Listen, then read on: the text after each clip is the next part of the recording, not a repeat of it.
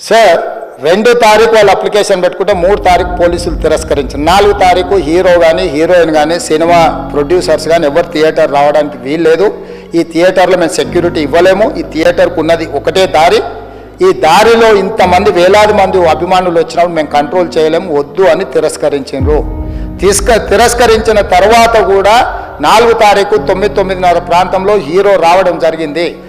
ఎప్పుడైతే హాస్పిటల్లో తల్లి చచ్చిపోయిన పిల్లగాడు కూడా ఆల్మోస్ట్ చావు నోట్లో ఉన్నాడు అని తెలిసి పోలీసులు వచ్చి ఏసీపీ వెళ్ళి చెప్పడానికి పోతే థియేటర్ సిబ్బంది లేదు హీరో దగ్గరికి వెళ్ళడానికే వీళ్ళని చాలాసేపు పోలీసులను కూడా హీరో దగ్గరికి పోనీయలేదు అధ్యక్ష. సార్ హీరోకు ఏసీపీ క్లియర్గా ఇద్దరు చనిపోయినరు, మీరు ఇక్కడ కూర్చుంటే థియేటర్లోనగా థియేటర్ బయట ఉన్న వేలాది మంది ఈ సినీ అభిమానులను మేము కంట్రోల్ చేయలేకపోతున్నాం. లా అండ్ ఆర్డరు శాంతి భద్రతలు చేయి దాటిపోయినాయి, మేము లాఠీ చార్జ్ చేయాల్సిన పరిస్థితి ఉంది, మీరు దయచేసి వెళ్ళిపోండి, వచ్చిండ్రు చూసిండ్రు కదా వెళ్ళిపోండి అంటే లేదు నేను సినిమా అయిపోయే వరకు ఇట్లే కూర్చుంటానని పోలీసులతో చెప్పిండని సిటీ కమిషనర్ నాకు చెప్పడం జరిగింది అధ్యక్ష.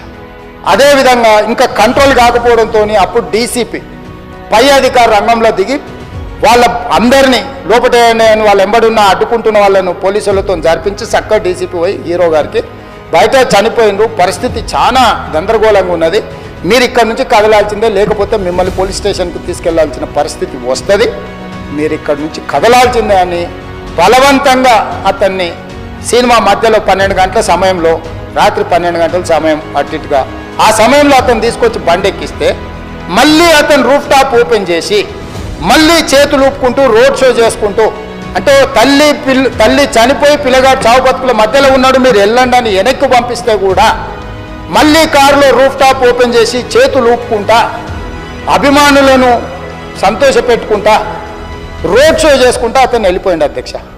పోలీసులు కేసు చేసిరు.